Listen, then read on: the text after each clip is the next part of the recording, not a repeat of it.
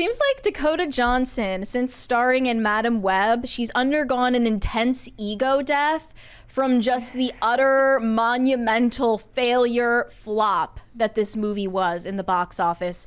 Critics gave it like a 12% on Rotten Tomatoes, and it definitely isn't making its money back. That's an understatement. But we can appreciate at least that she owns her part of it, and she is not going to do a movie like this again, according to herself in this new interview with Bustle. They asked her, does it bother you when people write nasty reviews? And she said, unfortunately, I'm not surprised this has gone down the way it has. So you and me both, Dakota, honestly. And they said, is there a reason for that? She said, it's so hard to get movies made. And in these big movies that get made, it's even starting to happen with little ones, which is really freaking me out. Decisions are being made by committees, and art doesn't do well when it's made by committee. Films are made by a filmmaker and a team of artists around them. You cannot make art based on numbers and algorithms. My feeling has been for a long time that audiences are extremely smart, and executives have started to believe that they're not. Audiences will always be able to sniff out bullshit. Even if films start to be made with AI, humans aren't going to effing want to see those. Look, but it was definitely an experience for me to make that movie. It was an experience. It was definitely a movie. I had never done anything like it before. I probably will never do anything like it again because I don't make sense in that world. I know that now. But sometimes in this industry, you sign on to something and it's one thing, and then as you're making it, it becomes a completely different thing, and you're like, wait, what? But it was a real learning experience, and of course, it's not nice to be part of something that's ripped to shreds. But I can't say that I don't understand. What's funny about this is she's kind of paraphrasing all the things that Chris Stuckman was saying when he did his review of Madam Web, which is that the studio interfered. Yeah. The studio wouldn't let the art be the art. The problem is he's making excuses, and she's not so much making excuses as saying, like, this is how it happened. I understand why people are mad when something like this doesn't come out right. Right, like if he gave Madam Web a negative review and pointed out everything that was obviously wrong with the movie, Dakota Johnson, if she had seen that, she'd be like, I get it. I agree with you. You have valid points. I hated this movie too. Yep. She signed on to something not knowing what she was signing on to. And I think that seeing all of these negative reviews, she feels like validated that she wasn't the only one who hated this movie to shreds. Like in the interviews, you can tell she didn't like it. And also just in the scenes of her character, she seems like she doesn't want to be there. She just signed on to this because she thought it was going to be an MCU movie and got totally scammed. Right. All the bad reviews that talk about the studio interference, that talk about all the bad stuff, I was like, none of that matters because the performances were wooden and awful. It does not matter. They didn't do their part at least to counteract the interference that was coming from the studios, which I don't doubt happened because the villain was killed by a Pepsi logo. A bunch of bad dialogue that's delivered, and a bunch of scenes that don't make any sense, and a bunch of terrible cuts and edits are all awful, but none of that matters if the actual lines that even make it into the film are also delivered horribly. Right? And I don't know if Dakota Johnson is even good at acting. Like, I've never seen her in anything else. She's mostly known as the 50 Shades of Grey chick.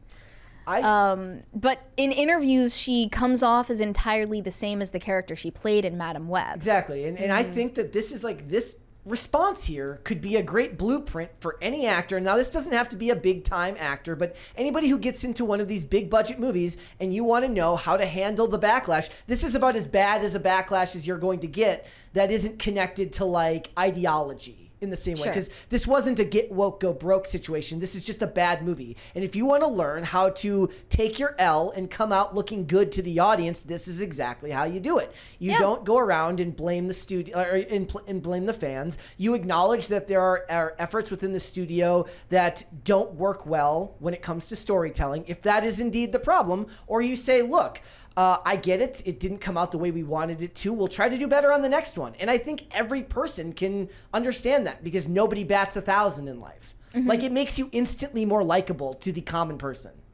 Well, she didn't exactly place any blame on herself other than, you know, I don't make sense in the superhero film. Well, that's what I'm saying. Like world. this is masterful. She doesn't But it even was have like, to say like you weren't exactly giving it your all, you know?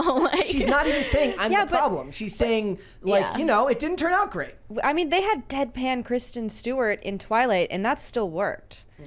It doesn't always Yeah. work. So it's her, but also she's very like articulately and kindly criticizing all of Hollywood by saying art can't be done by a committee. Which Yeah. is a Most huge people agree problem with right now. now. Yeah. with well, is that Hollywood. why they liked Dakota Johnson in 50 Shades of Grey? Because it's a Twilight fanfic, and it was essentially the same character as Bella Swan, but in the corporate world? I've never made that correlation, but I very well think that could be why. That's Seems yeah. like it. Also, These deadpan chicks. Verbal Riot tweeted, Dakota Johnson may have been in the worst movie of the year, but what she's saying about the current state of the film industry is spot on. Gotta respect her being outspoken about this when so many cowards in the industry just stay quiet and continue to peddle shit. Well, if she wants to do like esoteric indie projects, then she's not burning any bridges. She's a Nepo baby. It's what they do Yeah. best. Like she doesn't have to worry about where her next meal is going to come from. No. So she's more free to criticize these things about worrying about blowback, which oddly enough will make you seem more sincere. Whereas for the average person, it would probably mean more from someone who does have to worry where their next meal is going to come Yeah. from to say this stuff. At least she didn't sit there in interviews being like, I grew up loving Marvel. I was the biggest fan of Marvel. I was a comic book nerd. Like, no one would have believed it if she said that anyway.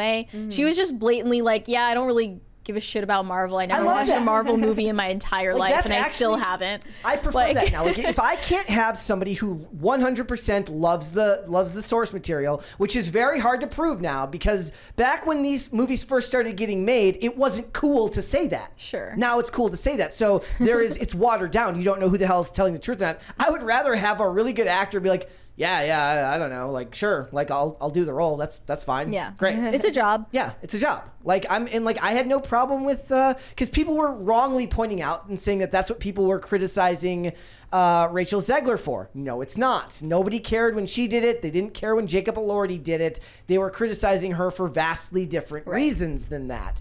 I have no problem with an actor being clean and detached and being like, I go to work, I come home from work, I go on with my life. It's your job. Like, Dakota Johnson didn't sit around talking about how much she hates Marvel and how much she, you know, is proud to be providing a modern update to, yeah, it's not the same thing as Rachel Zegler at all. She handled it gracefully. Also, Sydney Sweeney deserves some credit because she threw shade at the movie too. On her SNL monologue, she was like, you probably haven't seen me in Madam Web. Look, this no goes one back to the cared example. about Madam Web. This is the example I always give about celebrities read mean tweets. People liked it because it allowed people to kind of poke the nose of a celebrity, and they would have to kind of take their L and be pushed down a pedal. There's a reason why, you know, court jesters are allowed to mock kings, right? So nowadays, with celebrities being what are basically considered royalty by a lot of these people in the general public, it's not cool when the celebrity then dunks back at you and with their large platform and makes themselves look not only like shallow, but also very, very small and unable to take criticism. She probably didn't know she was doing this, but in this statement, she's BTFOing everyone who called you a misogynist for not liking Madam Web. Yeah. Or not liking the Marvels, for instance. Yeah.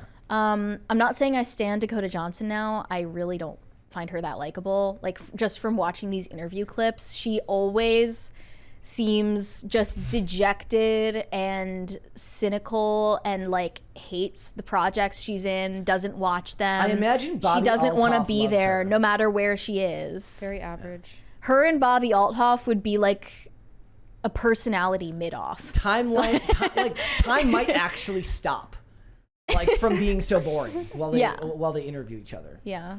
Like- It's just, she didn't really put effort into the acting because this is her personality. She that would she's be the showing worst in blind Madam date Web. ever. Like you go on the blind date and you're just pulling for every You're like, sentence. oh, so you're an actress. That's really interesting. Tell me about that. Yeah, that's what I do. Yeah, I mean, it's like not that It's interesting. that person where you literally have to dig for answers. You're like, oh yeah, so what's that like?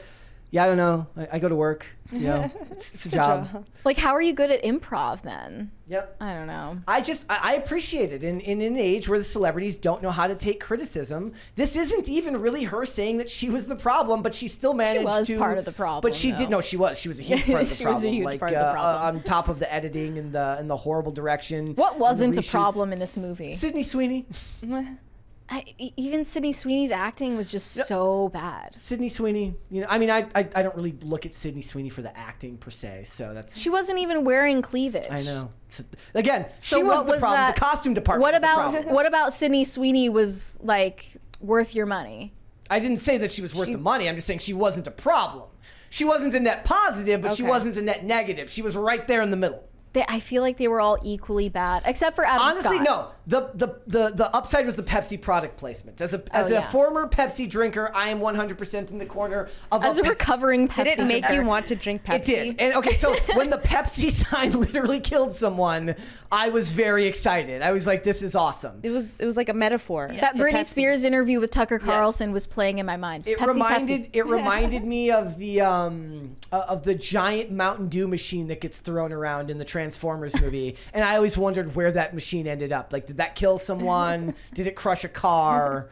So it's the bottom of a lake somewhere. Yes, it's fantastic. So good for her, and her critique of art being made by committee is 110% correct. The problem is she's going to want to work on independent films, which will work for her. You know, that's not going to be art made by committee. But if you want to be in these big budget motion pictures, you're going to get a lot of stuff that checks a lot of boxes while making nobody happy whatsoever. Thanks for watching. Listen to full episodes of Pop Culture Crisis on Spotify. Keep up with us on social media and make sure you subscribe and ring that bell so you never miss the show. Bye, guys.